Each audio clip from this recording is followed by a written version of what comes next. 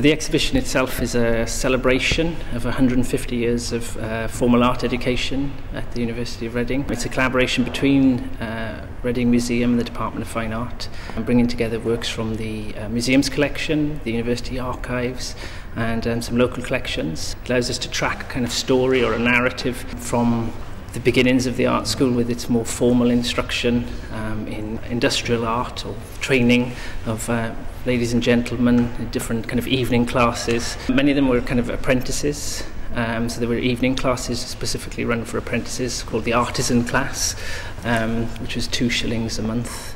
As the art school developed, we have a number of the exam papers here in the exhibition that have very, very specific criteria for drawing, draftsmanship, which was at the core of, I guess, the study or the examinations of art in at that time.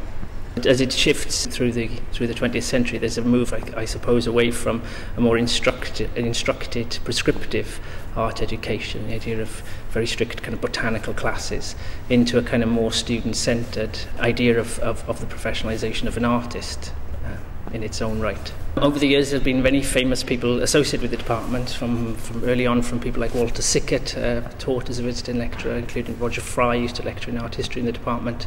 In more recent times, Cornelia Parker, Richard Wilson, Mike Nelson, all been Turner Prize nominated artists. I think it reflects, as I mentioned, the shifting nature of art and the way that art itself, through the way it was taught, the way it becomes a slightly more specialist discipline. In terms of the university, in 1937, with the Institute of a kind of honours degree in fine art, so itself kind of reflects that change a great deal. A number of our graduates go on to postgraduate study, to further study. A lot of our graduates go off and become self-sustaining artists, curators, writers. They all seem to kind of find a way of making a contribution to across kind of cultural field in various forms.